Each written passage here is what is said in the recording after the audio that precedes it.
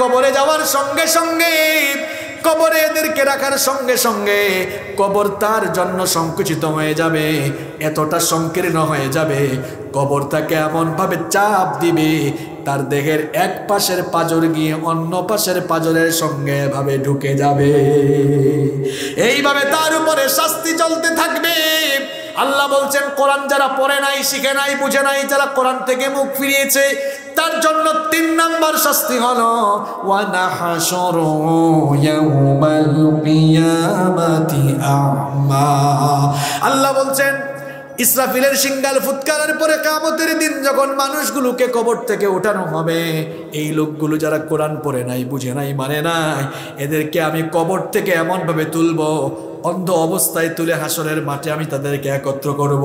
হয়তো লোকটার বাড়ি বাঁকুড়ায় ছিল, দুনিয়ায় চশমা ছাড়াই খুব স্মুথলি চোখে দেখতো।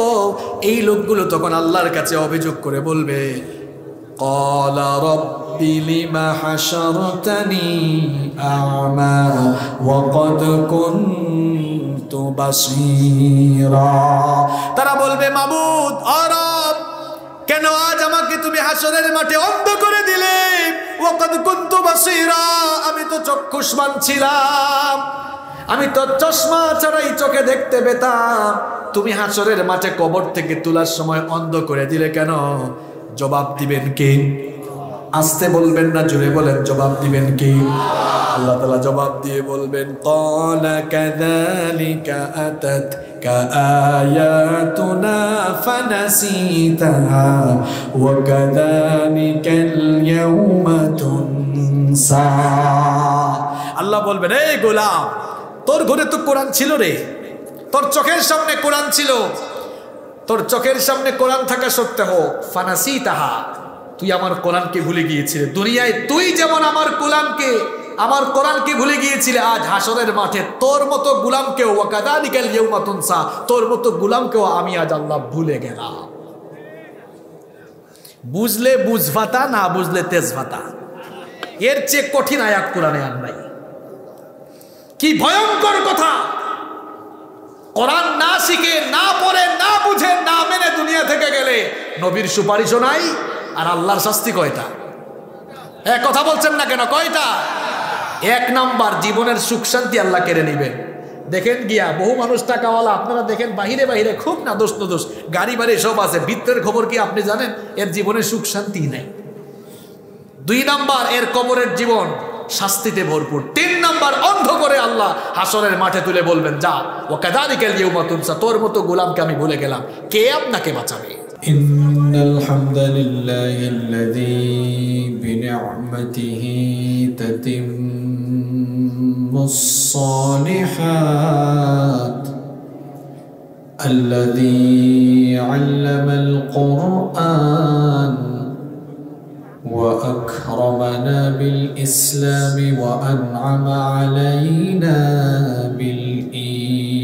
بالإيمان نستغفره ونتوب إليه وأشهد أن لا إله إلا الله وحده لا شريك له وأشهد أن سيدنا وسندنا وحبيبنا وطبيبنا وطبيب أرواحنا محمدا عبد الله ورسوله أرسله بالحق بشيرا ونذيرا وداعيا إلى الله بإذنه وسراجا وقمرا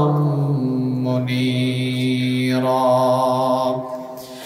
أما بعد فقد قال الله تعالى في كلامه المجيد وفي فرقانه الحميد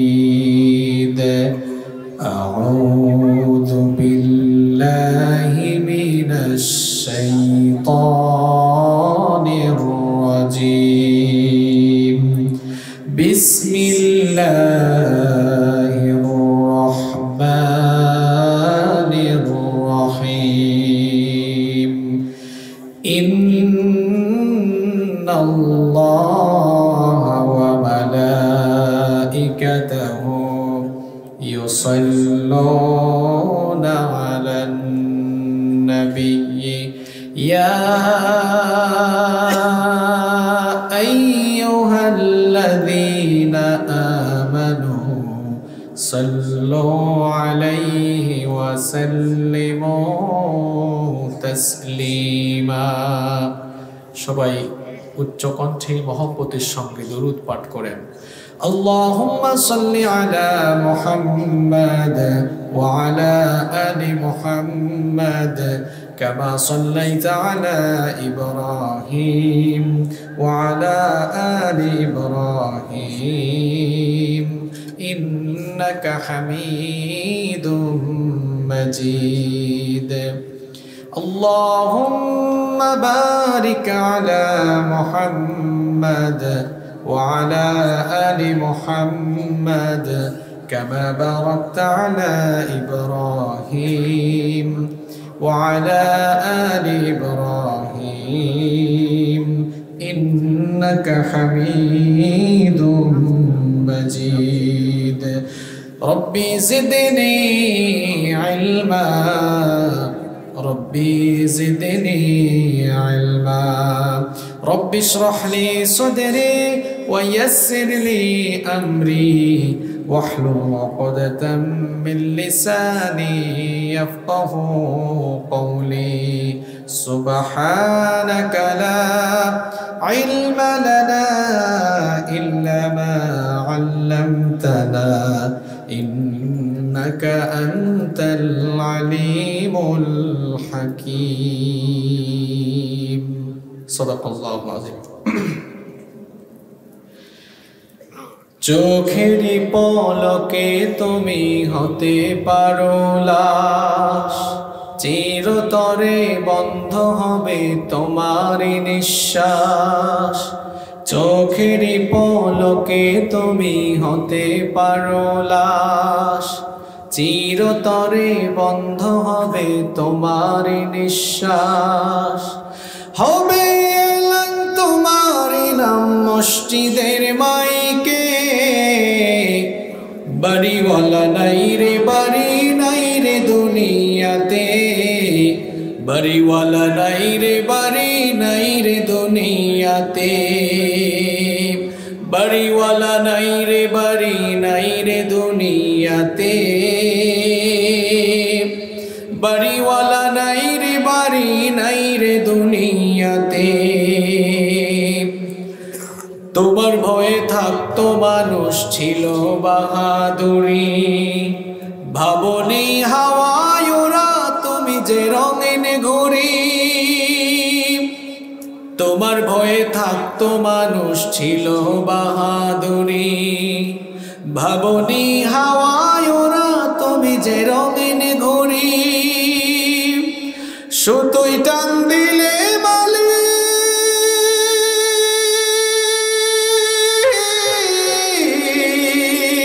সুতোই টান দিলে মালিক পারবে না থাকিতে, বাড়িওয়ালা নাই রে বাড়ি নাই রে দুনিয়াতে, বাড়িওয়ালা নাই রে বাড়ি নাই রে দুনিয়াতে, বাড়িওয়ালা নাই রে বাড়ি নাই রে দুনিয়াতে, বাড়িওয়ালা নাই রে বাড়ি নাই রে দুনিয়াতে। গাড়ি বাড়ি মিল ফ্যাক্টরি টাকার পাহাড়, বিলাসিতায় কেটেছে জনম কত অহংকার। গাড়ি বাড়ি মিল ফ্যাক্টরি টাকার পাহাড়, বিলাসিতায় কেটেছে জনম কত অহংকার। দামি কাপড় ছেড়ে হবে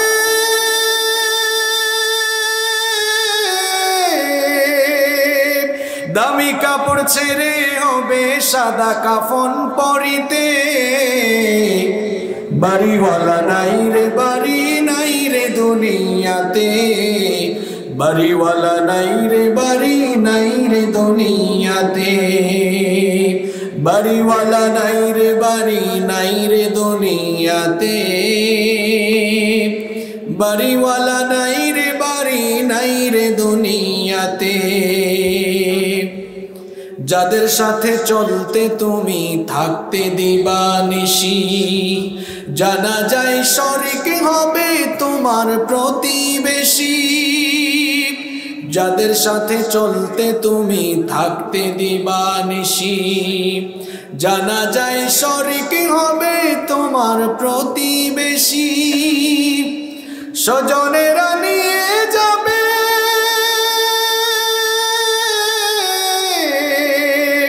স্বজনেরা নিয়ে যাবে তোমাকে পালকিতে, বাড়িওয়ালা নাই রে বাড়ি নাই রে দুনিয়াতে, বাড়িওয়ালা নাই রে বাড়ি নাই রে দুনিয়াতে, বাড়িওয়ালা নাই রে বাড়ি নাই রে দুনিয়াতে, বাড়িওয়ালা নাই রে বাড়ি নাই রে দুনিয়াতে। চোখেরই পলকে তুমি হতে পারো লাশ, চিরতরে বন্ধ হবে তোমারই নিঃশ্বাস। চোখেরই পলকে তুমি হতে পারো লাশ, চিরতরে বন্ধ হবে তোমারই নিঃশ্বাস। হবে এলান তোমারই নাম মসজিদের মাইকে, বাড়িওয়ালা নাই রে বাড়ি নাই রে দুনিয়াতে, বাড়িওয়ালা নাই রে বাড়ি নাই রে দুনিয়াতে, বাড়িওয়ালা নাই রে বাড়ি নাই রে দুনিয়াতে, বাড়িওয়ালা নাই রে বাড়ি নাই রে দুনিয়াতে।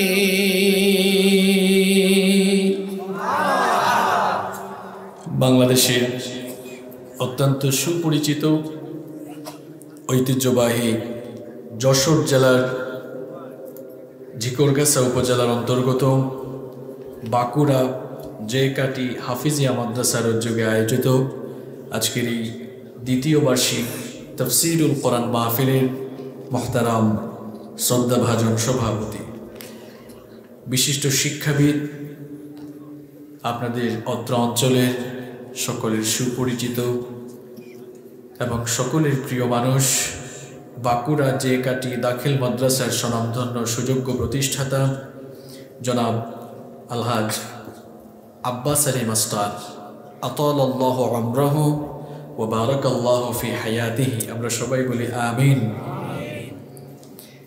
এতগুলো মানুষ আপনারা, কিন্তু আমিন সাউন্ডটা খুব আস্তে হলো। হয়তো আপনারা বুঝেন নাই আমি কি বলেছি, অথবা বুঝলেও অনেকে একটু স্বার্থপরতার মতো কাজ করেছেন। আমি সভাপতি সাহেবের জন্য আরবিতে দোয়া করে বলেছি আতালাল্লাহু আমরাহু ওয়া বারাকাল্লাহু ফি হায়াতিহি, যার অর্থ হচ্ছে আল্লাহ তাআলা ওনার হায়াত বাড়িয়ে দিন এবং হায়াতের মধ্যে বরকত দান করুন। এখনো সবাই আমিন বলে নাই, এর কারণ হলো ওনারা ভেবেছেন হুজুর সভাপতি সাহেবের জন্য দোয়া করেছেন, আমি আমিন বললেই কি আর না বললেই কি, আমার তো নিজের কোনো লাভ নাই। প্রিয় ভাইয়েরা, আমাদের চিন্তা চেতনা যতটা সংকীর্ণ, ইসলাম কিন্তু ততটা সংকীর্ণ নয়। আপনি যখন আপনার অন্য কোনো মুসলমান ভাইয়ের জন্য দোয়া করেন, আল্লাহ তাআলা ওই দোয়া আগে আপনার জন্য কবুল করেন, তারপরে আপনার ভাইয়ের জন্য কবুল করবেন।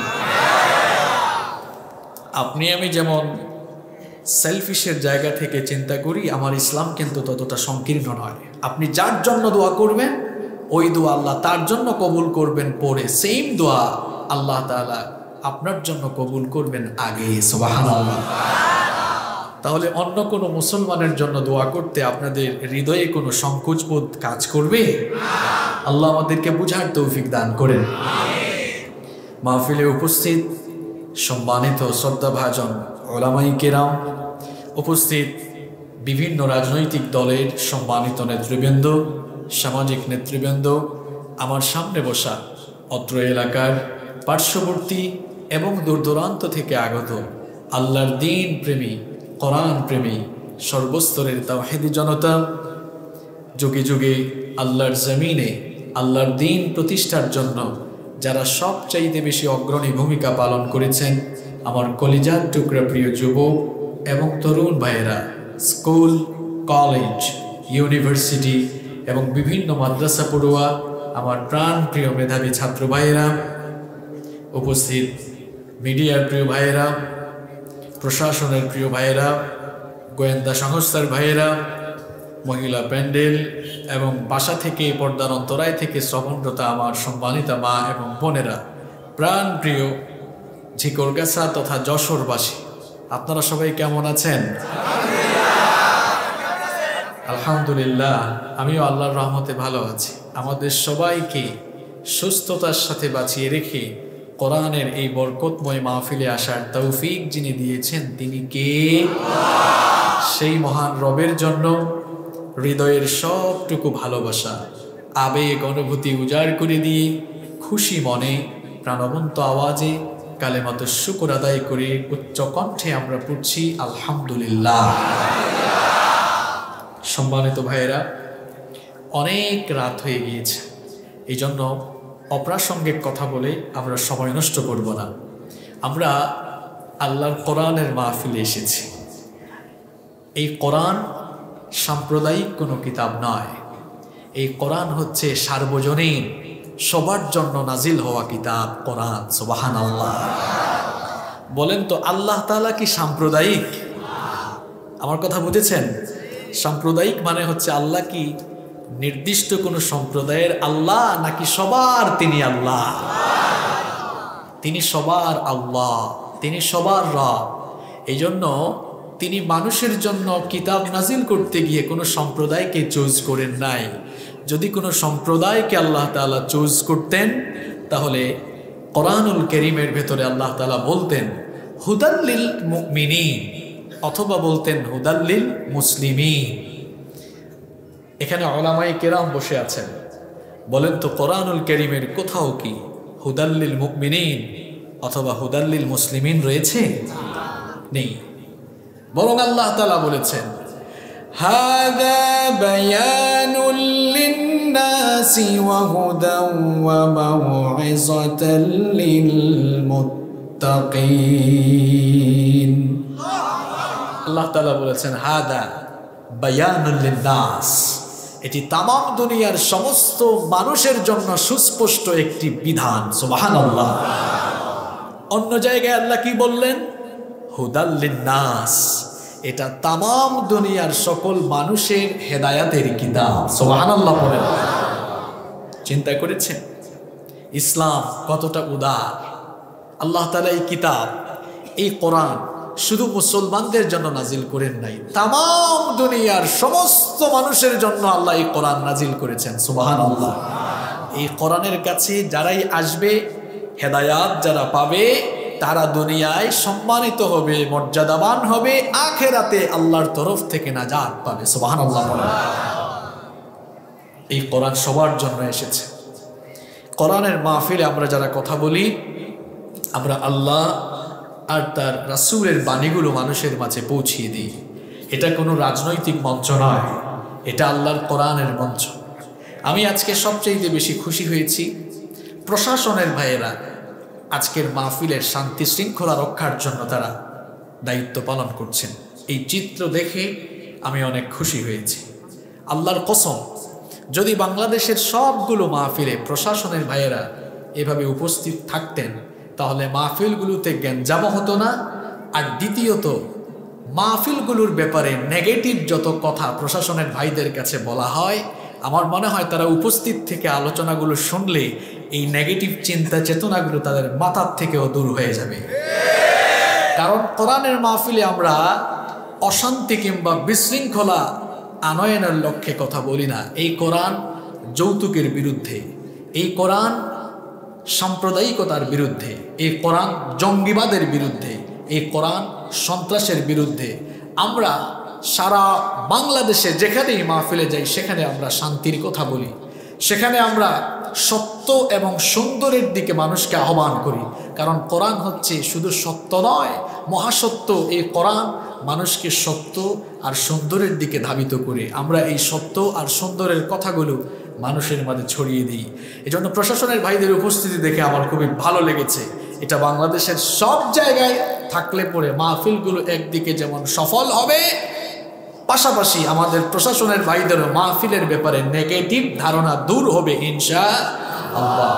আমি কারো নাম ধরে বলছি না, আমাদের সমাজে কিছু মানুষ আছে এরা মাহফিলগুলো বাস্তবায়ন হতে দিতে চায় না, যার কারণে তারা প্রশাসনের কাছে কিংবা সরকারের দায়িত্বে থাকা বিভিন্ন লোকদের কাছে নেগেটিভ ইনফরমেশন পৌঁছায়।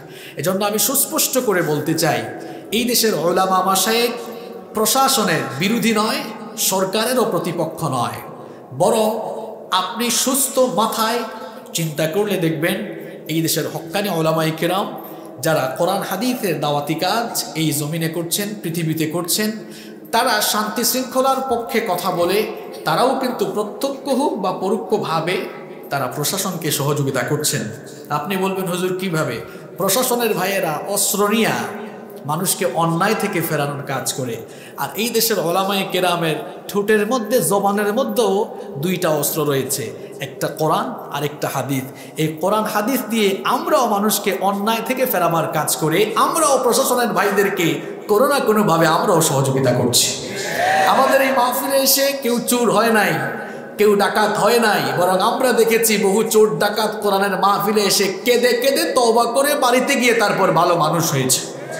কোরআনের মাহফিলে এসে কেউ সন্ত্রাস হয় নাই, জঙ্গি হয় নাই, বরং আমরা সন্ত্রাস আর জঙ্গিবাদের বিরুদ্ধে কথা বলার কারণে আমার যুবক ভাইরা চরমপন্থা বাদ দিয়ে ইসলামের সত্য আর সুন্দরের পথে তারা এসেছে। এজন্য আমার প্রশাসনের ভাইদেরকে বুঝতে হবে, আমরা আপনাদের দুশমন নই, আমরা আপনাদের জন্যই কাজ করছি।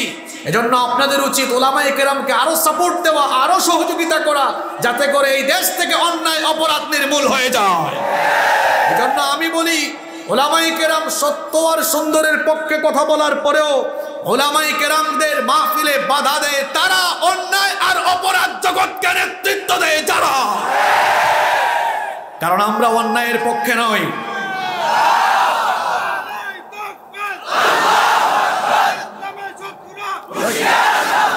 সম্মানিত ভাইয়েরা, এখানে কোনো শত্রু নাই, এইসব ফালতু স্লোগান আপনারা বাদ দেন। স্লোগান দিবেন আল কোরআনের আলো মানুষের হৃদয়ে হৃদয়ে জানো, শান্তির কথা বলবেন, সুন্দর কথা বলবেন। এখানে শত্রু আসলো কোন জায়গা থেকে? আমাদের অনেক ভাইয়েরা আবেগের বশবর্তী হয়ে অনেক সময় এমন এমন কথা বলেন যে এই কথা বলার কারণে দাওয়াতি ময়দানগুলো আজ প্রশ্নবিদ্ধ হয়ে গিয়েছে। এসব ফালতু আবেগ বাদ দেন, বিবেক দিয়ে সুন্দর ভাষায়, মার্জিত ভাষায় দাওয়াতের ময়দানকে আরো সুন্দর করেন। এই ময়দানকে এমন ভাবে গড়ে তোলেন, মুসলমান তো আসবেই, পাশাপাশি অমুসলিম ভাইয়েরাও যেন এই মাহফিলের সৌন্দর্য দেখে তারাও যেন আসে। আপনার চরিত্র দেখে মানুষ আসা লাগবে।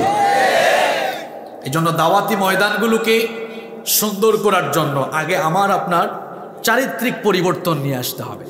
আমাদের সবাইকে মার্জিত এবং বিনয়ী হতে হবে, আমাদের ভাষা সুন্দর হতে হবে, আমাদের ভাষার ভেতরে বিনয় থাকা লাগবে, মাধুর্যতা থাকা লাগবে। এতে করে দাওয়াতি ময়দান সুন্দর হবে, সমৃদ্ধ হবে ইনশাআল্লাহ। প্রশাসনের যে সকল ভাইরা এসেছেন, আল্লাহ তাআলা তাদের গুনাহগুলো মাফ করে দেন এবং তাদেরকেও আল্লাহ কোরআনের জন্য, ইসলামের জন্য কবুল করে নেন। আমরা সবাই বলি আমিন। সম্মানিত ভাইয়েরা, আমার হাতে যে কিতাব আপনারা দেখছেন, সবাই একটু রেসপন্স করে একটু প্রাণবন্ত আওয়াজে বলেন তো এই কিতাবের নাম কি? সবাই বলেন কোরআনুল কারীম। এটা দুনিয়ার কোনো মানুষের দফতর কিংবা অফিস থেকে আসা কোনো কিতাব নয়, এটা এসেছে আরশে আজিমের মালিক স্বয়ং রব্বুল আলামিনের কাছ থেকে। সুবহানাল্লাহ। আরশে আজিমের মালিক আল্লাহ সুবহানাহু ওয়া তাআলার তরফ থেকে একটা কিতাব আপনার ঘরে এসেছে। অনেক মুসলমানরা অনেক জোরে জোরে স্লোগান দেয়, কিন্তু এরা এখনো বিশুদ্ধ করে কোরআনুল কারীম তেলাওয়াতি করতে জানে না। এটা হচ্ছে সবচেয়ে বড় আফসোসের ব্যাপার। আমি আল্লাহর কসম করে বলছি, আমরা যদি কোরআনটা পড়তে পারতাম, বুঝতে পারতাম, তাহলে কোরআনের বিরুদ্ধে আমরা আর কখনোই কথা বলতে পারতাম না। আমাদের গুড়ায় গলদ। এই জন্য মানুষের অন্তরে কোরআনের আলো জ্বালিয়ে দিতে হবে। এই জন্য আমি প্রায় জায়গায় বলি, আমরা এত বছর স্লোগান দিয়েছি আল কোরআনের আলো ঘরে ঘরে জ্বালো। আমি বলেছি আপাতত এই স্লোগানটা বন্ধ করে দেন, এখন একটা জাগরণী নতুন স্লোগান দেন, আল কোরআনের আলো মানুষের হৃদয়ে হৃদয়ে, মানুষের অন্তরে জ্বালো। আপনি দেখবেন যখন মানুষের অন্তরে কোরআনের আলো জ্বলবে, এই কোরআনওয়ালা মানুষগুলো দিয়ে এই জমিনের প্রতিটি ইঞ্চিতে ইঞ্চিনে কোরআনের আলো প্রজ্বলিত হয়ে যাবে। আপনি সিস্টেম মোতাবেক আগান, আপনি তো সিস্টেম ছাড়া আগাইতেছেন, আপনার ফলাফল কিন্তু ভালো হবে না।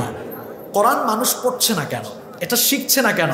কোরআনকে তো আল্লাহ তাআলা মানুষের জন্য কম্পালসারি করেছেন, কিন্তু আজ এই কোরআনকে মানুষ তার লাইফের অপশনাল ম্যাটার বানিয়ে ফেললো কেন?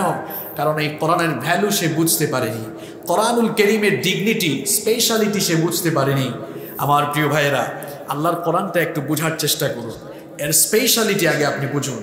কোরআন is a book that is most read in this world. এই পৃথিবীর একমাত্র বই হচ্ছে কোরআন, যা দিবানিশি 24 ঘন্টা পৃথিবীতে অনবরত তিলাওয়াত হয়। এত আস্তে সুবহানাল্লাহ বললেন? আমার কথা কি আপনারা বুঝতে পারছেন?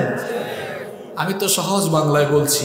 আমি বলেছি পৃথিবীর একমাত্র বই কোরআন, দিবানিশি 24 ঘন্টা আপনি সজাগ থাকতে পারেন? কথা বলেন না কেন? আরো আস্তে বলেন। দিবানিশি 24 ঘন্টা আপনি সজাগ থাকেন না।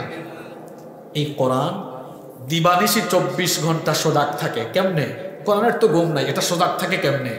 এটা সজাগ থাকার মানে হলো এই কোরআন পৃথিবীতে অনবরত 24 ঘন্টা বিরামহীন এর তিলাওয়াত চলে। সুবহানাল্লাহ। আসেন বিজ্ঞানের যুগে আপনাকে সায়েন্টিফিক ওয়েতে বিষয়টি বুঝিয়ে দিই। মহাশূন্য নিয়ে যারা গবেষণা করছেন, মহাকাশ বিজ্ঞানীরা বলছেন পৃথিবীর আহ্নিক গতি এবং বার্ষিক গতির কারণে এবং পৃথিবীর ঘূর্ণায়মান পদ্ধতির ফলে পৃথিবীর বিভিন্ন স্থানে সময়ের ভিন্নতা রয়েছে। যেমন এখন আমরা বসে ওয়াজ শুনতেছি, বাংলাদেশে 11টা 5 মিনিট বাজে। এখন ইউনাইটেড স্টেট অফ আমেরিকা এখন দুপুর 1টা 5 মিনিট বাজে। লন্ডনে এখন বিকেল 5টা 5 মিনিট। সৌদি আরবে এখন রাত 8টা 5 মিনিট। অস্ট্রেলিয়ায় এক সময়, নিউজিল্যান্ডে এক সময়, কাতারে এক সময়, জিম্বাবুয়েতে এক সময়, এক এক দেশে এক এক সময়। আমি কি ঠিক বলেছি? আচ্ছা, আমরা এখানে ওয়াজ শুনতেছি, লন্ডনের মানুষ এখন আসরের নামাজ পড়ে, সৌদি আরবের মানুষ কিছুক্ষণ আগে এশার নামাজ শেষ করেছে, আমেরিকায় এখন জোহরের নামাজের সময়। কোন দেশে এখন ফজর, কোন দেশে জোহর, কোন দেশে আসর, কোন দেশে মাগরিব, কোন দেশে ঈশা। মহাকাশ বিজ্ঞানীরা এই আজীব তথ্যটি স্যাটেলাইটের যুগে পাওয়ার পরে তারা অবাক হয়ে গেলেন। সময়ের ভিন্নতার কারণে পৃথিবীতে তারা দেখলেন 24 ঘন্টায় পৃথিবীর কোনো না কোনো জায়গায় আযানের ধ্বনি প্রতিধ্বনিত হয়। আযান হলে মুসলমানরা কি আদায় করে? কথা কন না কেন? নামাজ আদায় করে। আপনাকে কি দামি দামি কথা বলে যাচ্ছি, আপনার মুখে কি ঠাডা পড়লো নাকি? হ্যাঁ, আযান হলে মুসলমানরা কি আদায় করে? নামাজ। নামাজের মধ্যে যদি কোনো মানুষ আল্লাহু আকবার বলে বুখারী শরীফ থেকে তিলাওয়াত করে, আন আবি হুরায়রা রাদিয়াল্লাহু আনহু قال قال রাসূলুল্লাহ সাল্লাল্লাহু আলাইহি ওয়াসাল্লাম, নামাজ হবে? আলেম হোক আর সাধারণ মানুষ হোক, সবাই জানে নামাজে দাঁড়ালে একটা বই থেকেই তিলাওয়াত করা লাগে, সেই কিতাবের নাম আল্লাহ। তাহলে বিজ্ঞানীদের দেওয়া তথ্য মোতাবেক সময়ের ভিন্নতার কারণে পৃথিবীতে অনবরত 24 ঘন্টা কোনো না কোনো জায়গায় আযান হয়। আযান হলে মুসলমানরা নামাজ পড়ে, আর নামাজে মুসলমানরা কোরআন তেলাওয়াত করে। তার মানে দাঁড়ায় এই পৃথিবীতে দিবানিশি 24 ঘন্টা অনবরত একটি কিতাবের তেলাওয়াত হয়। চিল্লায়ে বলেন সেই কিতাবের নাম কি? ঘরের ভিতরে সোনার খনি থুইয়া আপনি বাহিরে সিটি গোল্ড তালাশে বের হয়েছেন। মুসলমান, আপনি এটাকে হুজুরদের কিতাব, মোল্লা মৌলবীর কিতাব মনে করেছেন। কপাল পোড়া, এখনো সব শিখলো, সে কোরআন শিখলো না। এর কারণ সে কোরআনের ভ্যালু বুঝতে পারেনি, কোরআনের মূল্য বুঝতে পারেনি, কোরআনুল কারীমের ক্যারেক্টারিস্টিক সে জানে না, এর স্পেশালিটি সে জানে না। এটা এমন কিতাব, nobody has ever bothered to read or heard the holy book Quran.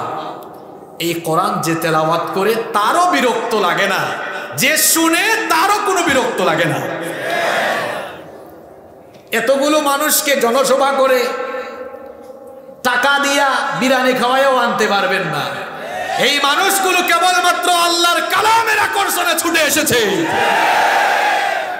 এই কোরআন এই জন্য আপনাকে বোঝা লাগবে, এটি দুনিয়ার একমাত্র কিতাব। এই কিতাব যিনি তেলাওয়াত করেন তার কখনো বিরক্ত লাগে না, তিনি কখনো বোর ফিল করেন না। আবার যিনি এই কোরআনের তেলাওয়াত শুনেন তারও কখনো বিরক্ত লাগে না।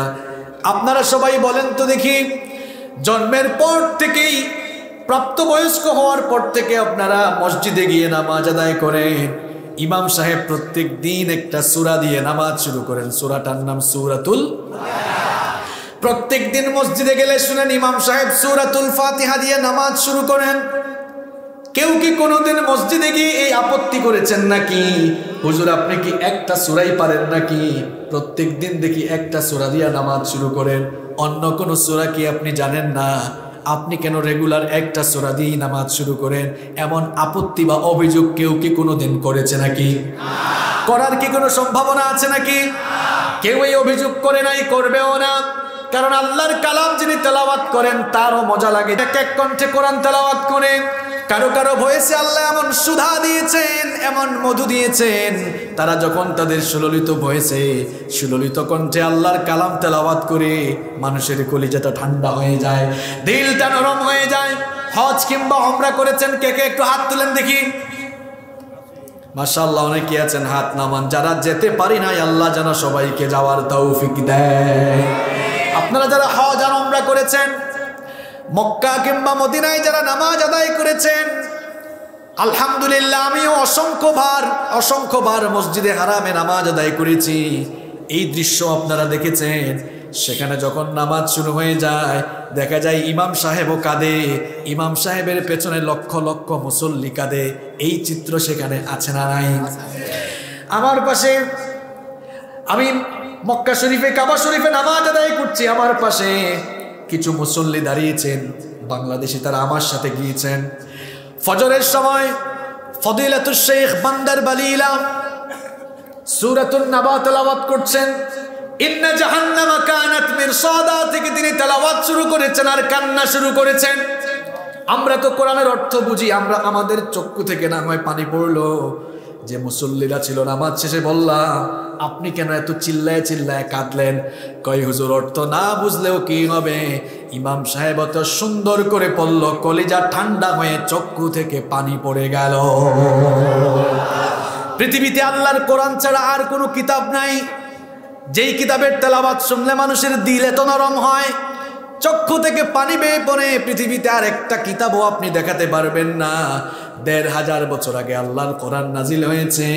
আল্লাহর কোরআন শুনে শুনে এভাবেই মানুষ কলিজা ঠান্ডা করেছে, চক্ষু থেকে পানি ঝরিয়েছে। এমনকি আপনি জানলে অবাক হয়ে যাবেন, যেই যুগে কোরআন নাজিল হয়েছে ওই যুগের কোরআন বিরোধীরাও কিন্তু লুকায় লুকায় চুপি চুপি নবীজির তেলাওয়াত শুনেছে। আবু জাহাল, উতবা, শাইবা দিনের বেলা নবীজিকে গালিগালাজ করত, ইসলামের বিরুদ্ধে কথা বলতো। রাতের অন্ধকারে নেমে আসলে নিজেরাই পাগলের মতো নবীজির ঘরের চতুর্কোণে কোরআন শোনার জন্য দাঁড়িয়ে যেত। ফজরের আগে যখন সবাই ফিরবে একটার সাথে আরেকটার দেখা, কই তুই এখানে কেন, কই তুই এখানে কেন। যতই তারা বিরোধিতা করুক না কেন, নবীর কণ্ঠে কোরআন শোনার জন্য পাগল হয়ে যেত। নবীর কণ্ঠে কোরআন না শুনলে তাদের ভালো লাগতো, আর ভালো লাগবেই বা না কেন? ভালো করে শোনেন, আলেমদের কণ্ঠের তেলাওয়াত শুনলেই দেখবেন অনেক কেরাত মাহফিলে আপনারা আবেগ কন্ট্রোল করতে না পেরে আপনারা দাঁড়ায় গিয়ে আল্লাহু আকবার বলেন। এমন হয় কি হয় না? আরে ভাই, আলেমদের কণ্ঠে তেলাওয়াত শুনে যদি আপনাদের এমন আবেগ আসে, যার উপরে কোরআন নাজিল হয়েছে তার জবানের, তার পবিত্র জবানের তেলাওয়াত না জানি কত সুন্দর ছিল, যারা শুনেছে তারা এটা বুঝেছে। তা শোনার জন্য এটা পাগল হবে না কেন? আল্লাহর কোরআন আপনাকে বুঝতে হবে, এটা দুনিয়ার একমাত্র কিতাব যার তেলাওয়াত মানুষকে বিরক্ত করে না, যে শুনে তারও বিরক্ত লাগে। একটা গান যখন বের হয়, যুবক আর তরুণ ছেলেরা ওই গান কয়েকদিন শোনার পরে বলে, হুজুর ওই গান কয়েকদিন শোনার পরে বলে গানটা আর বাজাইস না, পুরান হয়ে গেছে, নতুন কোনো গান থাকলে দে। কিন্তু কোরআন শুনতে শুনতে আমরা কখনো বিরক্ত হই নাকি? যত শুনি তত মজা লাগে। এটাই হচ্ছে আল্লাহর কালামের আকর্ষণ, ঠিক কি না? আপনি কোরআন এটা বুঝলেন না, আপনি কি জানেন এটা এমন এক কিতাব, এই কিতাবের হেফাজতকারী স্বয়ং কে? এটা না হয় পড়ে বলি। বিজ্ঞানের যুগে আপনি বিজ্ঞান ভিত্তিক বাস্তব ভিত্তিক কোনো কথা না হলে আপনি সহজেই তা মানতে চান না। এই বিজ্ঞানের যুগে বসবাস করে আমরা বিজ্ঞান নিয়ে বড় ফুটানি করি। Keep in your mind, there is no contradiction between the Holy Quran and science. কোরআনের সাথে বিজ্ঞানের কোনো দ্বন্দ্ব নাই। বরং আপনি ভালো করে শুনে রাখুন, বিজ্ঞান যত উন্নত, সমৃদ্ধ আর বিকশিত হচ্ছে, ভিক্ষার জুড়ি, ভিক্ষার থালা আরো বড় করতে হচ্ছে। ভিক্ষা করতে গেলে কেউ হাতে থালা নেয় অথবা কি নেয়? ব্যাগ নেয়। মনে করেন এই এলাকার নাম কি? বাঁকুড়া। শুনতেছেন আমার কথা আপনারা? বাঁকুড়া এলাকায় এক ভিক্ষুক আসছে, এসে দেখে হায় হায় এই এলাকায় ভিক্ষা দেখেই বেশি পাওয়া যায়। পরের দিন আসলে ব্যাগটা ছোট নিয়ে আসবে না বড় নিয়ে আসবে? হ্যাঁ, কথা কর না কেন? বর্তমান বিজ্ঞান যত উপরের দিকে যাচ্ছে, আবিষ্কারে যত তারা সমৃদ্ধ হচ্ছে, ততই তারা তাদের ভিক্ষার ঝুড়ি বড় করছে। এর কারণ হলো তারা যখনই কোনো তথ্য, যখনই কোনো ইনফরমেশন, যখনই কোনো ইনোভেশন মানুষের সামনে নিয়ে আসে, দেখা যায় সেটি কোরআনের কাছে অতি পরিত্যক্ত, অতি পুরাতন। কারণ বিজ্ঞান এখন যা জেনেছে বা এখন যা জানাচ্ছে, এই সায়েন্টিফিক বুক, এই কিতাবের ভেতরে আল্লাহ আরো ১৫০০ বছর আগে পৃথিবীর মানুষকে তা জানিয়েছেন। সুবহানাল্লাহ। আপনারা শুধু সুবহানাল্লাহ কইতে জানেন, কিন্তু ওই সায়েন্টিফিক ইনফরমেশন গুলো আপনারা জানবেন কি? মুসলমানের সন্তান কোরআনের বিরোধিতা করে, মাহফিলেও বিরোধিতা করে, কারণ সে কোরআনটা এখনো পড়ে নাই। এমন বেকুব সে, এটা যে সায়েন্টিফিক বুক সে এখনো জানেও না। কোরআনুল কারীমে ৬,০০০-এর বেশি আয়াত রয়েছে। আমি কোরআনিক সায়েন্স নিয়ে পড়াশোনা করে আসা মানুষ, এজন্য পড়াশোনা গবেষণা করতে গিয়ে দেখেছি ৬,০০০-এর বেশি আয়াত রয়েছে। এর মধ্যে প্রায় ১৫০০ আয়াত শুধুমাত্র বিজ্ঞানের ব্যাপারে রয়েছে। সুবহানাল্লাহ। তাহলে বলেন তো দেখি, বিজ্ঞান আগে না কোরআন আগে? এটা গলাবাজি বা চাপাবাজির বিষয় না। আসেন আপনাকে ভালো করে বুঝাই দিই, ভালো করে বুঝাই দিই। দেখেন বিজ্ঞান কিভাবে কোরআনের কাছে অসহায়ত্ব প্রকাশ করেছে। পৃথিবীর আকৃতি নিয়ে বিজ্ঞান এক এক সময় এক এক কথা বলে মানুষের সঙ্গে তামাশা করেছে। প্রাচীনকালের বিজ্ঞানীরা বলেছেন পৃথিবী মনে হয় চ্যাপ্টা বা সমতল। 1597 খ্রিস্টাব্দে, এখন কত খ্রিস্টাব্দ? 2000। কথা কর না কেন? 2021।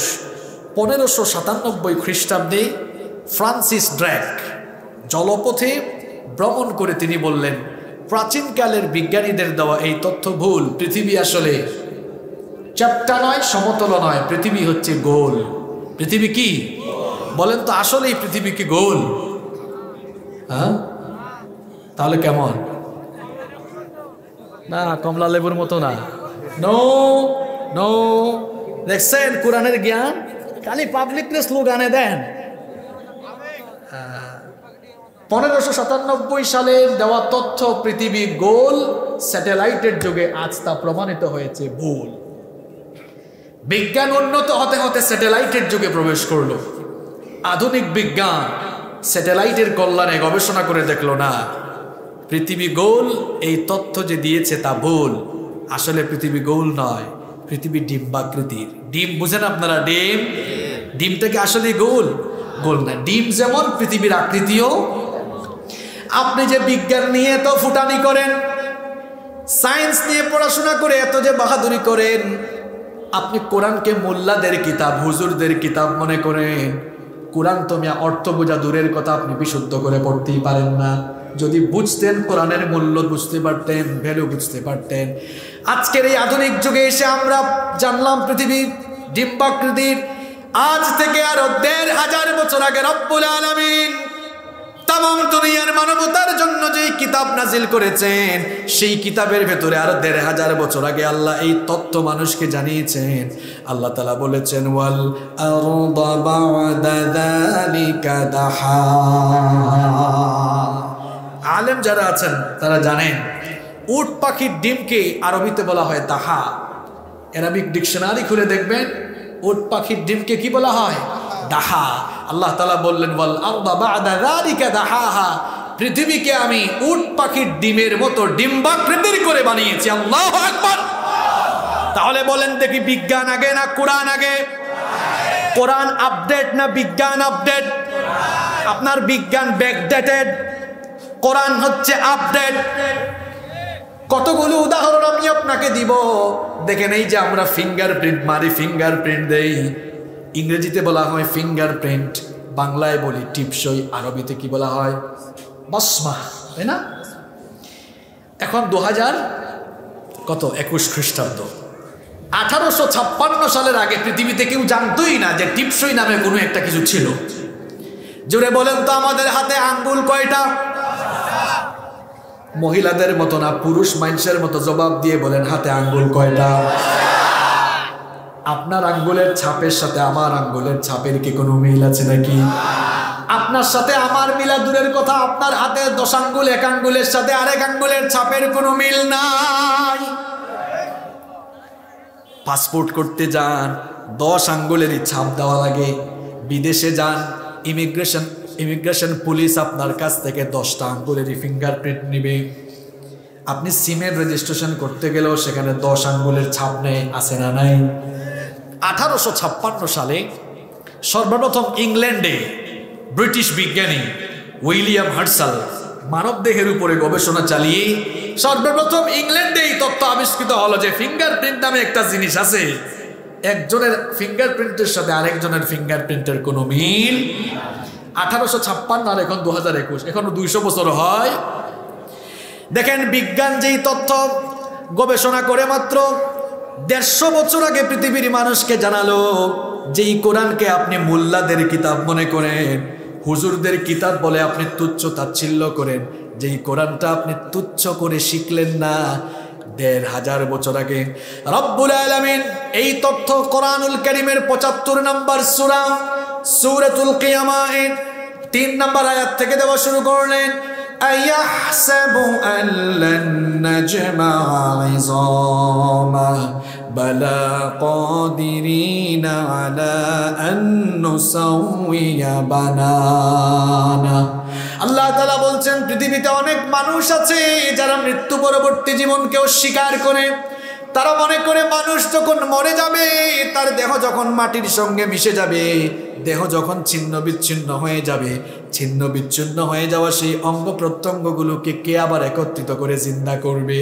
এই দাবি যারা করে, আল্লাহ তাআলা তাদের সেই দাবির জবাব দিতে গিয়ে বললেন, বান্দারে তুমি মনে করছো তোমার ছিন্ন বিচ্ছিন্ন হয়ে যাওয়া দেহগুলোকে আমি কেমনে জোড়া লাগাইয়া একত্রিত করে তোমাকে জিন্দা করব?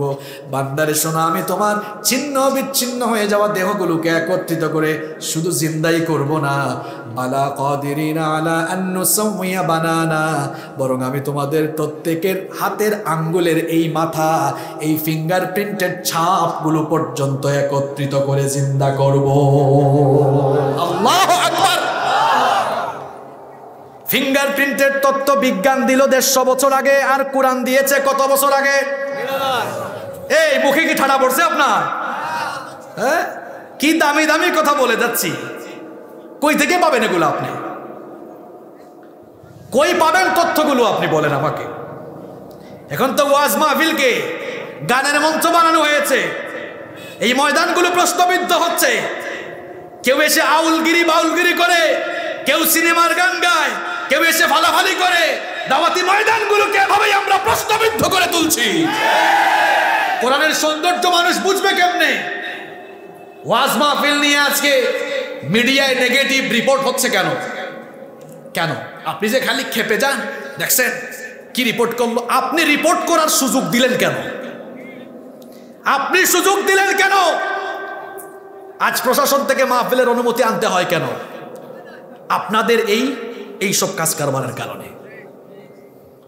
যদি দাওয়াতি ময়দানটাকে আমরা সুন্দর রাখতে পারতাম, অনুমতিও আনা লাগতো না, প্রশাসনের ভাইরা এসে পাহারা দিত। ভাষাকে সুন্দর করুন, মার্জিত করুন, দাওয়াতি ময়দানের সৌন্দর্য ফিরিয়ে আনুন। আল্লাহ তৌফিক দান করেন। পাবলিক এখনো কোরআন পড়তেই জানে না, সে সব শিখে ফেলেছে, ইংরেজিতে কত সুন্দর করে কথা বলে, কিন্তু কোরআনটা শুদ্ধ করে পড়তে পারে না। কেন জানেন? সে কোরআনটা এখনো বুঝতে পায়। হে মনে করি এটা মোল্লার কিতাব, এটা ঝাড়ফুকের কিতাব, এটা যে বিজ্ঞানময় কিতাব, এটা যে সাইন্টিফিক, এটা যে অথেন্টিক, এটা যে অরিজিনাল, এটা সে এখনো জানে। এজন্য সে সব শিখেছে, কোরআনটা এখনো শিখে নাই। বলেন এবার বিজ্ঞান আগে না কোরআন আগে?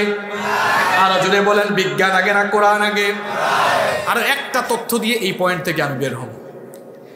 আর একটা তথ্য, মজার তথ্য,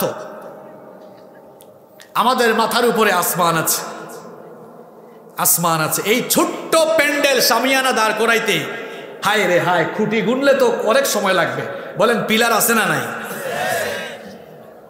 মাথার উপরে আসমানের মধ্যে কি কোনো পিলার আছে নাকি? বলেন আরো জোরে বলেন। আল্লাহ বলছেন আল্লাহুল্লাযী রাফা'আস সামাওয়াতি বিগাইরি আমাদিন তারাউনাহা সুম্মা ইসতাওয়া আলাল আরশ। আল্লাহ বলছেন দৃশ্যমান কোনো খুঁটি ছাড়া এই আসমানকে মহাশূন্যের উপরে যিনি ঝুলায় রেখেছেন তিনি হচ্ছেন আল্লাহ। তিনি কে? আল্লাহ বলছেন দৃশ্যমান কোনো খুঁটি নেই, দৃশ্যমান কোনো খুঁটি তোমরা দেখতে পাও। আবার আল্লাহ বলছেন এই আসমানকে আমি পৃথিবীবাসীর জন্য সুরক্ষার ছাদ বানিয়েছি। ওয়াজআলনাস সামাআ সাকফাম মাহফুজা। আল্লাহ বলছেন আমি পৃথিবীকে বসবাসের জন্য সুরক্ষার ছাদ বানিয়েছি। বলেন আপনারা তো সবাই বাসা বাড়িতে ঘরে থাকেন তাই না? প্রত্যেকের ঘরের উপরে টিনের ছাদ হোক, সনের হোক, আর বিল্ডিং এর ছাদ হোক, ছাদ আছে তো? হ্যাঁ, ছাদ ছাড়া ঘর কি বসবাসের যোগ্য হবে? দেখা যাবে শীতের দিনে কুয়াশা পড়বে, গরমের দিনে রোদের তাপ লাগবে, ঝড় তুফানের দিনে অন্য জায়গার মানে গাছের ডালপালা এসে উপরে পড়বে। আমরা ঘরটাকে হেফাজতে রাখার জন্য, বসবাসের উপযোগী করার জন্য ঘরের উপরে কি দেই? পৃথিবীকে বসবাসের উপযোগী করার জন্য আল্লাহ আসমানটাকে একটি সুরক্ষিত ছাদ বানিয়েছেন পৃথিবীবাসীর প্রোটেকশনের জন্য, নিরাপত্তার জন্য। আল্লাহ এটা কোরআনে ১৫০০ বছর আগে বলেছেন। আর বিজ্ঞান এই ২০ শতাব্দীতে এটা গবেষণা করে এর সত্যতা পেল। বলেন সূর্য পৃথিবী থেকে কত দূরে? ৯,৩০,০০,০০০ মাইল দূরে। সূর্যের আলো পৃথিবীতে আসতে সময় লাগে ৮ মিনিট ১০ সেকেন্ড। সূর্য পৃথিবী থেকে ১৩ লক্ষ গুণ বড়। যে কোনো দিন যশোরের বাইরে যায় নাই, সে তো বাংলাদেশই কত বড় এটাই জানে না। আমরা সারা বাংলাদেশে যাই, সারা বাংলাদেশ ঘুরে আমার কাছে মনে হয় এটা খুব ছোট একটা দেশ। এক বিভাগ থেকে অন্য বিভাগে ৭-৮ ঘন্টার ভিতরে যাওয়া যায়। আপনি প্রতিবেশী দেশ ভারত, আমি গিয়েছি আলহামদুলিল্লাহ কয়েকবার। শুধু ইন্ডিয়া থেকে এই আপনার কলকাতা থেকে দিল্লিতে ট্রেনে গেলে সবচেয়ে ভালো ট্রেন যেটা তাদের রাজধানী এক্সপ্রেস ২৪ ঘন্টা তাও লাগে, অন্যান্য ট্রেনে ২৮-২৯ ঘন্টা লাগে, বিমানেই ৩ ঘন্টা লাগে। আমাদের চেয়ে ছোট না বড়? এই বাংলাদেশের আয়তন কত? হ্যাঁ, এই বুঝি আপনারা পড়াশোনা করেন না? এটা বহু আগের কথা। এখন ভারত আর মিয়ানমারের কাছ থেকে সমুদ্র সীমা বিজয়ের পরে ২ লক্ষ প্লাস হয়ে গেছে। খুব বড় দেশ আমাদের, তাই না? পার্শ্ববর্তী দেশ ভারত আমাদের চেয়ে ৩০-৩৫ গুণ বড়। কানাডা বাংলাদেশের চেয়ে ৯০ গুণ বড়। আমেরিকা আরো বড়। আবার রাশিয়া বাংলাদেশের মতো ১৬০টা বাংলাদেশের সমান। এইরকম পৃথিবীতে প্রায় ২৫০টার বেশি দেশ আছে। এই ২৫০টার চাইতে বেশি দেশ নিয়ে কি গোটা পৃথিবী? রাত ২টা-৩টা পর্যন্ত ফেসবুকে স্ক্রলিং করে, রাতের বেলা ঘুমায় না। চেহারার মধ্যে বিসি উঠতে উঠতে আর গাল ভাঙতে ভাঙতে তার অবস্থা এমন। তোমার বিয়ের আগেই অবস্থা হলো কেমন? তুমি তো ঠিক মতো ঘুমাও না, ফজরের নামাজও নাই তোমার। তুমি পড়বা, তুমি পড়াশোনা করবা আর কখন? পড়াশোনার তো সময় নাই তোমার। বই পড়লে দেখবেন প্রত্যেক বইয়ের শুরুতে লেখা আছে প্রিন্টিং মিস্টেক অথবা তথ্যগত কোনো সংশোধনী থাকলে আমাদেরকে জানাবেন, পরবর্তী সংস্করণে এটা আমরা ঠিক করে দিব। আল্লাহ মনে হয় কোরআনের শুরুতে বলছে, আমার বান্দারা তোমরা কোরআন পড়তে গিয়ে ভুল টুল পাইলে আমারে বলি, আমি সংশোধন করে দিব। না, নাউজুবিল্লাহি মিন যালিক। কি বলেন, এরকম আছে নাকি? হ্যাঁ, আল্লাহ কি বলছে, বাঁকুড়ার মানুষ তোমরা কোরআন পড়িও, ভুল টুল পাইলে আমি আল্লাহরে জানাইও, আমি ঠিক করে দিব। না, আল্লাহ বলছে এটা? এমন কথা আল্লাহ বলেন না, আরো বলেছেন যালিকাল কিতাব লা রাইবা ফি, এটা এমন কিতাব তুমি সন্দেহ করার কোনো সুযোগই পাবা না। আল্লাহু আকবার। আপনি কোরআন তো পড়েন না, আপনি মুসলমান হয়ে, আর অমুসলিমরা কোরআন পড়তে এসে ইসলামে কবুল করে ফেলেছে।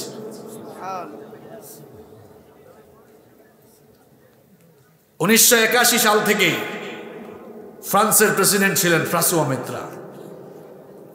তার শাসন আমলে, শুনতেছেন আপনারা, তার শাসন আমলে 80-র দশকের শেষের দিকে ফ্রান্সের সরকার মিশরের সরকারকে চিঠি লিখেছিল, ফেরাউনের যে মরদেহ আপনাদের কাছে আছে সেটা আমাদের দেশে পাঠান, আমরা এটা প্রত্নতাত্ত্বিক গবেষণা করতে চাই।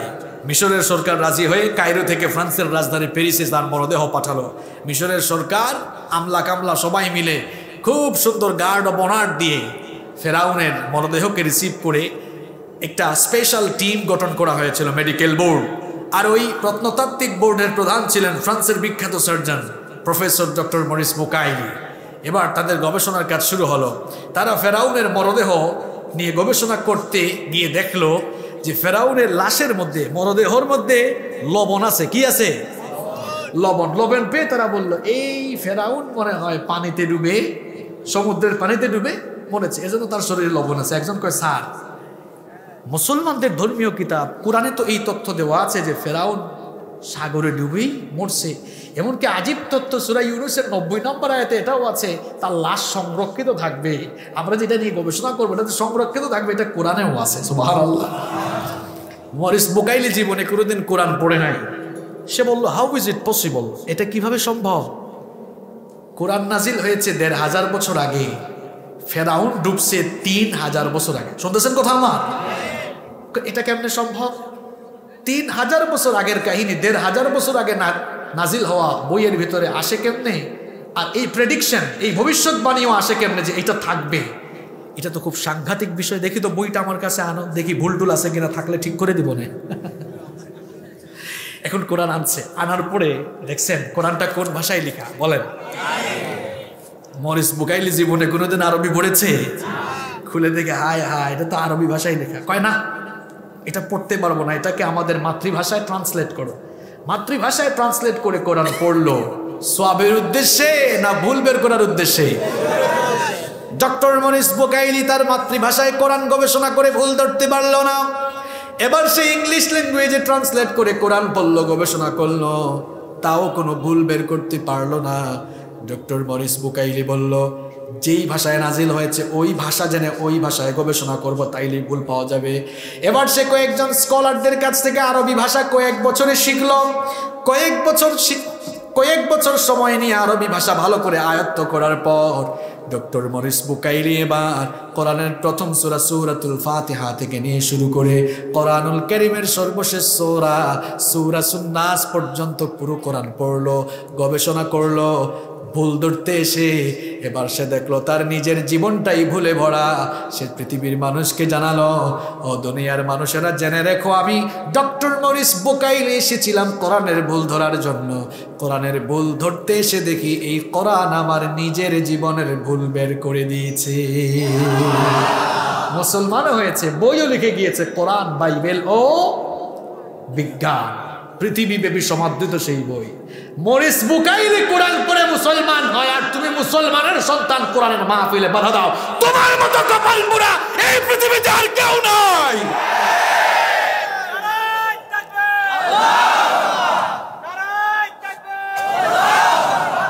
আজ এই দাঁড়াও, তুমি সব শিখে ফেলেছো, তুমি সব শিখে ফেলেছো, তুমি ইংরেজিতে ভট ভট ভট ভট করে কথা বলতে পারো, আর এটাকে মোল্লাদের কিতাব বানাইছো। আর মোল্লাদেরকে তো দেখতেই পারো না।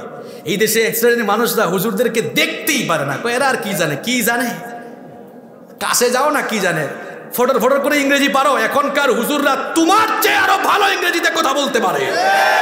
তুমি বিজ্ঞান জানো, হুজুরদেরকে তো দেখতে পারো, একটু কাছে গিয়া দেখো, ঠুনকা মেরে দেখো, জ্ঞানের বারুদ জ্বলে উঠবে। এখন আপনারা দেখছেন অবশ্য বেশ কিছু টকশোতে এসে আধা পাগলরা টকশো থুইয়া পালায়। তুমি সাহিত্য পড়েছো, হুজুররা আরো ভালো সাহিত্য জানে। তুমি বিজ্ঞান পড়েছো, আমরাও বিজ্ঞান পড়েছি। তুমি ভূগোল জানো, ইতিহাস জানো, আমরা তোমার চেয়ে ইতিহাস আরো ভালো জানি। তুমি ইংরেজি জানো, আমরাও ইংরেজি জানি।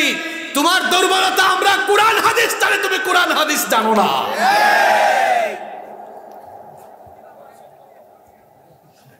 তুমি কোরআন হাদিস পড়ো, এটা হুজুরদের জন্য আসে নাই, এটা সবার জন্য এসেছে, ঠিক কি না? এই কোরআন পড়লেই চোখের সামনে যে ছানি পড়ছে, ছানি বুঝেন আপনারা? আমি তো সিলেটি মানুষ, মাঝে মাঝে তুরা সিলেটিও কইব, রাগ করবেন আপনারা। চোখের মধ্যে মাঝে মাঝে ছানি পড়ে না, এটাকে আপনারা কি বলেন যশোরে? চোখের মধ্যে ছানি পড়ছে তো দেখেন, এটা হুজুরদের কিতাব বানাইছে, বেকুব, এটা গাধা। এটা সবার জন্য এসেছে, সবার জন্য, শুধু মুসলমানের জন্য নয়। কোরআনটা সবার। কোরআনটা কার? কোরআন পড়েন আপনি, জ্ঞান বিবেকের দরজা খুলে যাবে।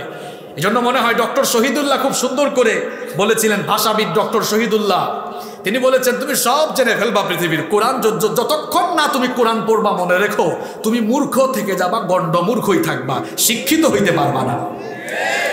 কোরআন শুরু হয়েছে বা দিয়ে, শেষ হয়েছে সিন দিয়ে, বিসমিল্লাহ দিয়ে শুরু হয়েছে আর শেষ হয়েছে মিনাল জিন্নাতি ওয়ান। শেষের অক্ষরটা কি? বা আর সিন একত্রিত করলে বাস, এনাফ, যথেষ্ট। এই কোরআনের জ্ঞান যার কাছে আছে তার কাছেই যথেষ্ট জ্ঞান আছে, ঠিক কিনা বলেন? এটা কেমন কিতাব জানেন? এর মতো নকল বানাইতে পারবেন না। আরে বাপরে বাপ, এখন তো নকল বানানোর জন্য চায়না সবচেয়ে এগিয়ে। দেখছেন কারবার? হ্যাঁ, একটা ফোন যদি অন্য কোম্পানি বের করে এই সেম সুযোগ সুবিধা দিয়া আরো কয়েকটা পারলে বাড়াই দিয়া, এটার দাম তারা অর্ধেক কমায় তারপর বাজারে ছাড়ে। কি পারবা নাকি একটা কোরআনের মতো কোরআন বানাইতে? এই কথা বলেন না কেন, পারবা? আল্লাহ কোরআনে 4 দফা চ্যালেঞ্জ করেছেন। প্রথম দফা বলেছেন পারলে কোরআনের মতো কোরআন বানাও, কেউ পারে নাই। 2 নম্বর আল্লাহ বলেছেন কোরআনের মতো কোরআন বানানো লাগবে না, 10টা সূরার মতো সূরা বানাও, কেউ পারে নাই। 3 নম্বর আল্লাহ চ্যালেঞ্জ করেছেন একটা আয়াতের মতো আয়াত বানা। 4 নম্বর আল্লাহ বলেছেন একটা শব্দের মতো শব্দ বানা, কেউ পারে নাই, পারবে না, কিয়ামত পর্যন্ত কেউ সক্ষম হবে না। এজন্য নাস্তিক যারা, নাস্তিক কারা? অমানুষের জাত যারা।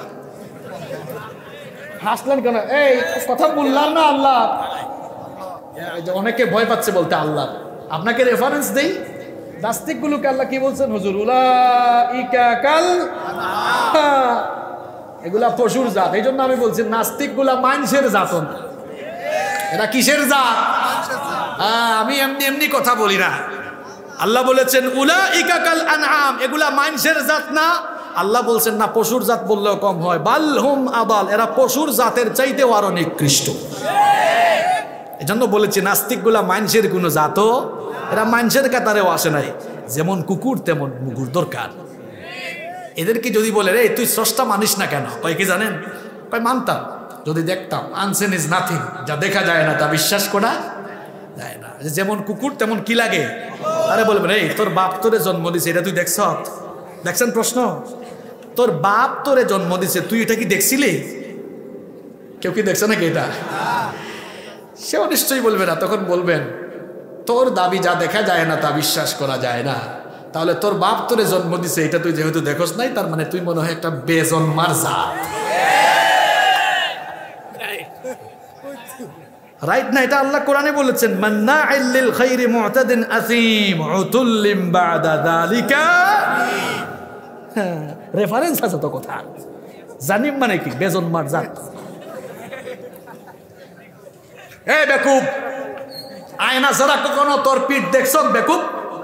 তো আয়না ছাড়া তো তুই পিঠ দেখোস না। এই বডি যিনি বানাইছে বেকুব, তারে দেখতে চাস? হ্যাঁ, দেখা যাবে। আল্লাহর বিধান মেনে আল্লাহকে বিশ্বাস করে তার ইবাদত গুলামি করে জান্নাতে যাবে যারা নিজের চোখে মন ভরে আল্লাহকে দেখবে তারা। সুবহানাল্লাহ, আল্লাহকে দেখা যাবে। আল্লাহর গুলামি করে বিশ্বাস করে আগে জান্নাতে যাও, তারপরে আল্লাহকে দেখা যাবে। আমরা যেন তাদের কাতারে শামিল হতে পারি, আল্লাহ কবুল করেন। আরো আসতে বলে না আমি।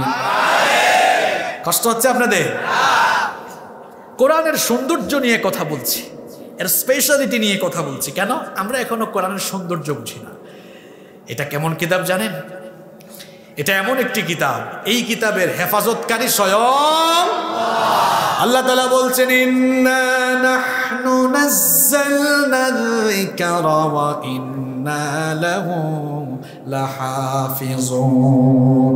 আল্লাহ তাআলা বলছেন নিশ্চয়ই কোরআন নাজিল করেছি আমি, আর এর হেফাজতের সবটুকু দায়িত্ব নিয়েছি আমি। এবার ঠান্ডা মাথায় বুদ্ধিমানের মতো জবাব দেন, যেই কোরআনের হেফাজতকারী আল্লাহ নিজে, আপনি কোরআনের বিরুদ্ধে দাঁড়িয়ে আপনি টিকতে পারবেন নাকি? আপনি বেকুবের মতো হইয়েন না। এই যে এই প্যান্ডেলে অনেকগুলো ইলেকট্রিক্যাল লাইট আছে, আমি যদি বিসমিল্লাহ পরে ফু দেই, এটা নিববে নাকি? আর আপনি যদি কোন হুজুর আপনি আয়াতুল কুরসি পড়েন, এইটা তো কোরআনের দামি আয়াত, এইটা পরে ফু দেন, তাইলে নিববে? ফু দিলে কি নিববে নাকি? এবার আমি যদি আপনাদেরকে বলি ভাইরা চলেন সবাই ঐক্যবদ্ধ হয়ে শক্তিশালী ফু মারি, তাইলে নিববে নাকি? এই কারবার দেখলে পাশের গ্রামের লোক বলবে এরা সব বেকুব হয়ে গেছে, আধা পাগল হয়ে গেছে। কারণ সবাই জানে এই লাইটগুলোকে বন্ধ করতে হলে কোন জায়গায় চাপ মারতে হবে। আরেকটু জোরে কর। এখন দেখেন, ইসলামের আলো, কোরআনের আলো যদি আপনি নিভাতে চান, তাহলে আপনাকে সুইচ চাপা লাগবে। এই সুইচ আল্লাহ এম হাসিবুর রহমানের হাতে দেয় নাই, কোনো আলেমের হাতে, কোনো পীরের হাতে দেয় নাই, কোনো পয়গাম্বরের হাতে আল্লাহ দেন নাই, কোনো ফেরেশতার হাতেও দেন নাই। এই সুইচ স্বয়ং যার হাতে, তিনি কে? এই সুইচ বন্ধ করার জন্য হাত বাড়াবে যারা, ধ্বংসের অতল গহ্বরে নিপতিত হয়ে যাবে তারা। এই সুইচ বন্ধ করতে চেয়েছিল ফেরাউন, নমরুদ, আবু জাহাল, উতবা, শাইবা, সবগুলা বেইজ্জতির সাথে দুনিয়া থেকে ধ্বংস হয়ে গিয়েছে। আজও তারা ইতিহাসে কুখ্যাত হয়ে আছে। ইসলাম বড় সেনসিটিভ জিনিস, সব জিনিস নিয়ে ছিনিমিনি খেলা যায়, ইসলাম নিয়ে ছিনিমিনি খেলা যায়। যারাই ছিনিমিনি খেলছে সব বেইজ্জত হইছে। দেখেন নাই এক পাগলা কয়েকদিন বহুত পাগলামি করছে, আমি তো কারো নাম বলি নাই। পাগলামি করতে করতে ইসলামের বিরুদ্ধে কথা বলতে বলতে, কই রে পাগলা, ইসলাম তো ছিল, আছে, থাকবে। তোর মতো পাগলারা কিন্তু ইসলামের বিরুদ্ধে পাগলামি করে টিকে থাকবে না। আপনি ইসলাম নিয়ে ছিনিমিনি খেললে কবর তো গ্রহণ করবেই না, কপাল বুড়াদেরকে আল্লাহর জমিনের 1 ইঞ্চি মাটিও গ্রহণ করবে না। আর আপনি ইসলামের পক্ষে থাকেন, কাজ করেন, আপনার ইজ্জত সম্মান বাড়ায় দিবেন কে? আখেরাতে আপনাকে নাজাত দিয়ে দিবেন কে? মাবুদ গো, আমাদের সবাইকে আপনি ইসলামের জন্য কবুল করে নেন। আরো আসতে বলেন আমি। তাহলে কোরআনের হেফাজতকারী স্বয়ং কে? আরো জোরে বলেন কে? আল্লাহ। এই কোরআন আমাদের সবার ঘরে আছে? কার ঘরে নাই হাত তুলেন। কষ্ট হচ্ছে আপনাদের? আমি কিন্তু 12টায় ছাড়বো আপনাদেরকে, আমি একদম লাইনে আসছি। এখন আপনারা আমার এই কি বলে এই উদ্দীপনাকে নষ্ট করেন না, জবাব দিয়ে। কোরআন সবার ঘরে আছে তো? তো কোরআন তো আছে, আপনি তো পড়লেন না, এখন তো শিখলেন না, কোরআনের গুরুত্ব আপনার কাছে নাই। মনে করেন, আমি জানি যশোরের মানুষ শিক্ষিত, এটা একটা এক্সাম্পল দিচ্ছি বোঝাবার জন্য। এক চাচা ইংরেজি জানে না, কি জানে না? ইংরেজি জানে না। সুপ্রিম কোর্ট থেকে চিঠি আসছে চাচার নামে। এখন চিঠি যার কাছে আসছে সে পৌঁছাইতে রাত 12টা হয়ে গেছে। এখন চাচার কাছে দিয়ে গেছে, বলছে এটা আপনার কাছে আসছে সুপ্রিম কোর্ট। আমি গেলাম, চলে গেছে। চাচা ভাবছে বাংলা টাংলা হইতে পারে, আমি পড়ে নিব। কিছুক্ষণ পরও যাওয়ার পরে খুলে দেখে ইংরেজি ভাষায় লেখা। চাচা কি ইংরেজি জানে? হায় হায় হায় হায়, কি লিখছে আল্লাহ জানে। সুপ্রিম কোর্টের নোটিশ, গ্রেফতারি পরোয়ানা তো হইতে। চিন্তা বাড়ছে না কমছে? পাশের বাড়িতে ভাতিজা একটা ঢাকা বিশ্ববিদ্যালয়ে পড়ে, গিয়ে এবার দরজায় নক করছে, ও ভাতিজা ঘুম থেকে উঠো। কয় চাচা কি হয়েছে, এত রাত 12:30 বাজে আসছেন কেন? কয় বাপরে বাজান তাড়াতাড়ি উঠ, সুপ্রিম কোর্টের নোটিশ একটা আসছে, পড়তে পারতেছে না, উঠে পড়ে দে। কয় চাচা সকালে আইসেন। কয় না বেটা, রাতের ভিতরেও অ্যারেস্ট হইতে পারে, তাড়াতাড়ি উঠ। উঠাইছে। বাবারে, আপনার বয়স তো 30, 40, 50 বছর হয়ে গেল। সুপ্রিম কোর্টের নোটিশ বুঝার জন্য পাগলের মতো রাতের বেলা আরেক বাড়িতে ছুটে যান। আল্লাহর দেওয়া কোরআন আপনি এখনো পড়তে পারেন না। কয়দিন কার কাছে কতবার দৌড়াইছেন, নিজের বিবেককে প্রশ্ন করুন। আপনি এখনো তো কোরআন আপনি পড়তে পারেন না। কোন জীবন গঠন করছেন এটা? স্কুল, কলেজ, বিশ্ববিদ্যালয়ে তোমরা যারা পড়ো, তোমাদেরকে বলছি, বিদেশে পড়ার জন্য তোমরা পাগল। চীন দেশ থেকে, চীনের একটা ইউনিভার্সিটি থেকে অফার লেটার এসছে। এখন চাইনিজ ল্যাঙ্গুয়েজে লেখা ওয়াং ওয়ান চোয়াং, বুঝে না। এখন অফার লেটারে কি লেখা এটা বুঝার জন্য যে চাইনিজ ভাষা বুঝে তার কাছে গিয়েছে। কিরে তুমি তো দেখি চাইনিজ ভাষা বুঝার জন্য আরেকজনের কাছে দৌড়াইতে পারো, আল্লাহর কোরআন এটা তুমি পড়তে পারো না, কয়দিন কার কাছে কতবার গিয়েছো? তোমার বিবেককে প্রশ্ন করো।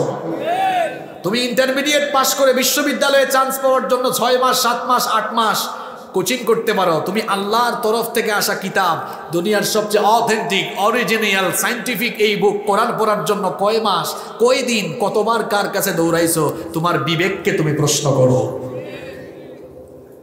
খালি তো ঠিক কইতেছেন, এই অবস্থা কেন? কোরআন এখনো শিখলাম না কেন? আমার বাবারা, আমার ভাইয়েরা, পায়ে ধরে বলে যাই, কোরআনটা না শিখে কবরে যাইয়েন না।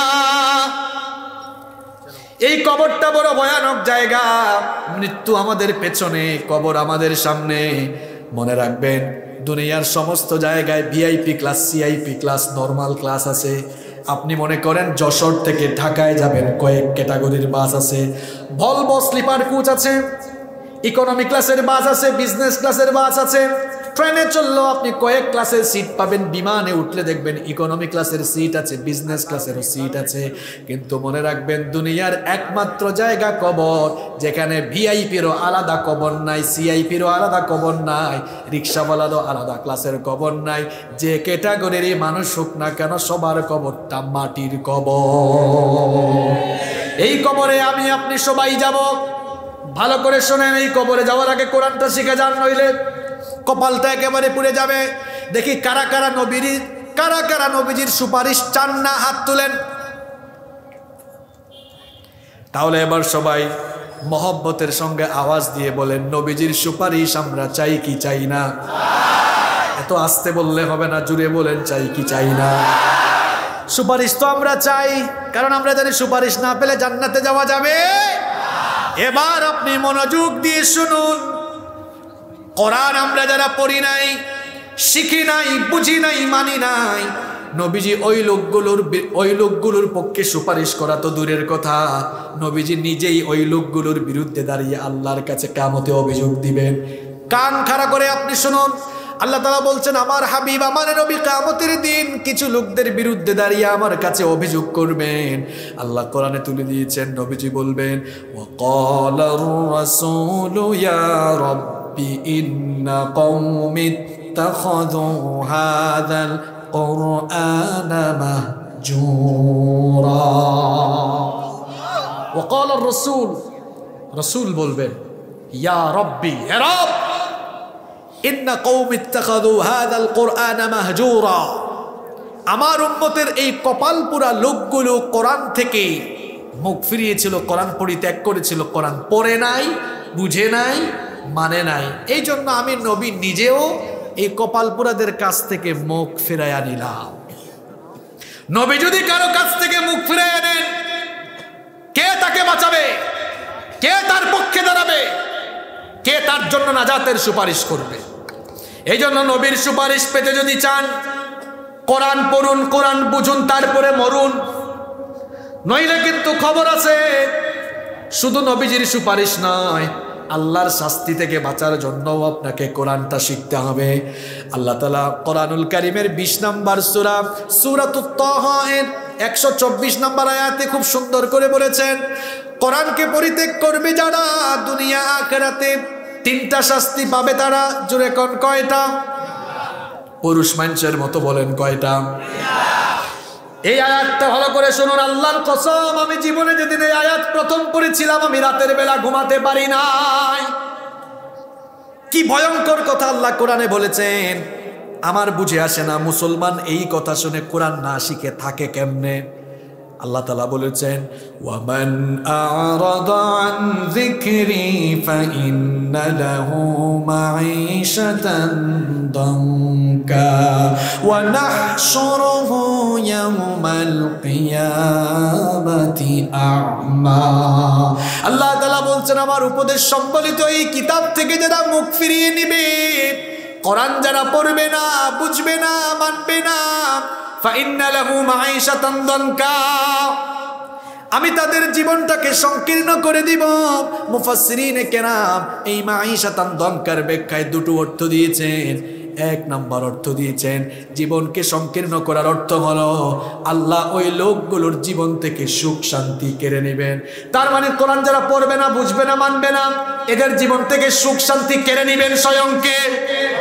মনে রাখবেন, টাকা পয়সা ক্ষমতা বাহাদুরি দিয়ে সুখ শান্তি কেনা যায় না। এমন বহু মানুষ আমরা দেখেছি, হাজার হাজার কোটি টাকার মালিক, বহু ক্ষমতাবান, কিন্তু রাতের বেলা ঘুমাইতে পারে না, মনে শান্তি নাই।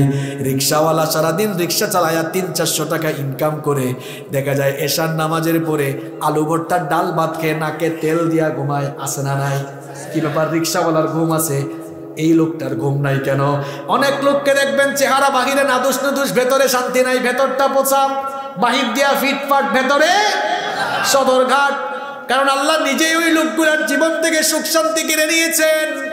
আল্লাহর আয়াতগুলোকে বাস্তবতার সঙ্গে মিলান। যাদের জীবনে সুখ শান্তি নাই, আপনি ভালো করে খোঁজ নিয়ে দেখেন তার জীবনে কোরআন নাই, সে কোরআন পড়ে নাই, বুঝে নাই, মানে না, এই জন্য তার জীবনের সুখ কেড়ে নিয়েছেন স্বয়ংকে।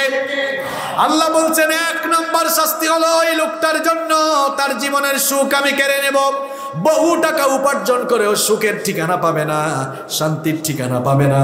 আল্লাহ বলছেন 2 নাম্বার শাস্তি হলো মাঈশাতান দনকার ব্যাখ্যায় মুফাসসিরগণ বলেছেন, ওই লোকগুলো যারা কোরআন পড়ে নাই, বুঝে নাই, মানে নাই, কবরে যাওয়ার সঙ্গে সঙ্গে, কবরে এদেরকে রাখার সঙ্গে সঙ্গে কবর তার জন্য সংকুচিত হয়ে যাবে, এতটা সংকীর্ণ হয়ে যাবে, কবর তাকে এমন ভাবে চাপ দিবে, তার দেহের এক পাশের পাঁজর গিয়ে অন্য পাশের পাঁজরের সঙ্গে ভাবে ঢুকে যাবে। এইভাবে তার উপরে শাস্তি চলতে থাকবে। আল্লাহ বলছেন, কোরআন যারা পড়ে নাই, শিখে নাই, বুঝে নাই, যারা কোরআন থেকে মুখ ফিরিয়েছে, তার জন্য 3 নাম্বার শাস্তি হলো ওয়া নাহশুরু ইয়াউমাল কিয়ামাতি আ'মা। আল্লাহ বলছেন, ইসরাফিলের সিংগাল ফুৎকারের পরে কিয়ামতের দিন যখন মানুষগুলোকে কবর থেকে ওঠানো হবে, এই লোকগুলো যারা কোরআন পড়ে নাই, বুঝে নাই, মানে নাই, এদেরকে আমি কবর থেকে এমনভাবে তুলবো, অন্ধ অবস্থায় তুলে হাসরের মাঠে আমি তাদেরকে একত্র করব। হয়তো লোকটার বাড়ি বাঁকুড়ায় ছিল, দুনিয়ায় চশমা ছাড়াই খুব স্মুথলি চোখে দেখতো।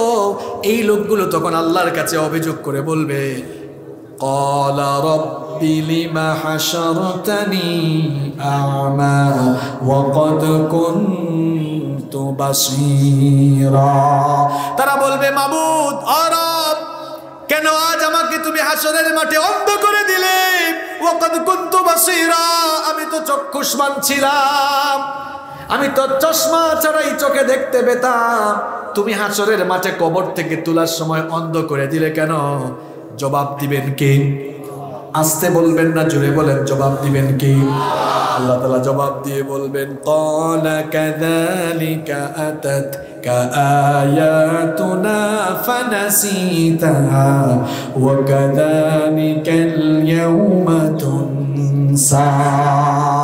আল্লাহ বলবেন, এই গোলাম, তোর ঘরে তো কোরআন ছিল রে, তোর চোখের সামনে কোরআন ছিল, তোর চোখের সামনে কোরআন থাকা সত্ত্বেও ফানাসিতাহা, তুই আমার কোরআনকে ভুলে গিয়েছিলে। দুনিয়ায় তুই যেমন আমার কোরআনকে ভুলে গিয়েছিলে, আজ হাসরের মাঠে তোর মতো গোলামকেও, ওয়া কাযালিকাল ইয়াওমা তুনসা, তোর মতো গোলামকেও আমি আজ আল্লাহ ভুলে গেলাম।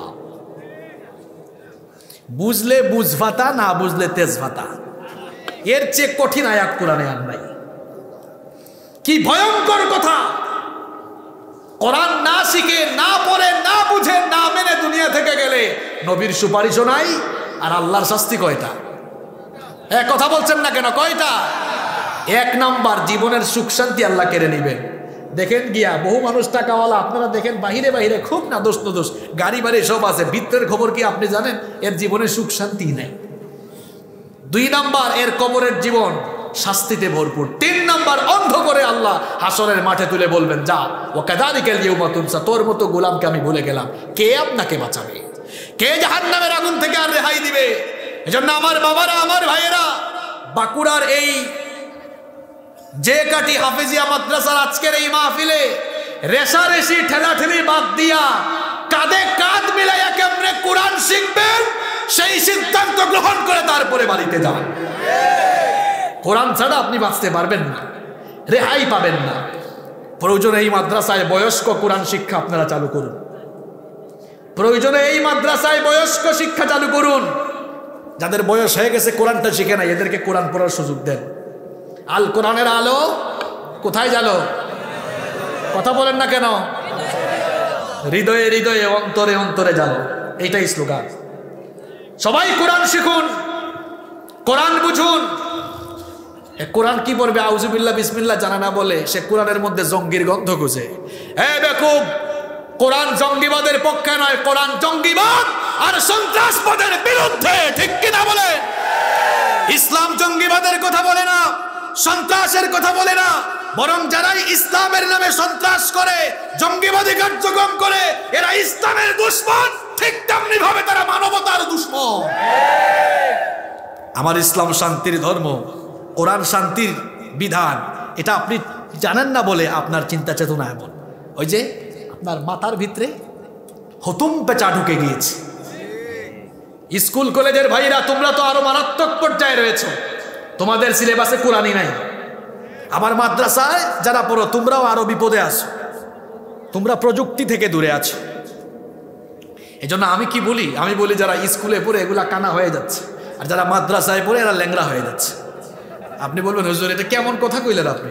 আমি এমনি এমনি কথা বলি না, শোনেন, আমি স্কুল পড়ুয়া মানুষ, আমি স্কুলেও পড়েছি, মাদ্রাসা থেকেও একেবারে সর্বোচ্চ ডিগ্রি নিয়েছি, আমি বিশ্ববিদ্যালয়েও পড়েছি, সব জায়গায় আমার বিচরণ হয়েছে আলহামদুলিল্লাহ। এখন শুধু ডক্টরেটটা বাকি আছে।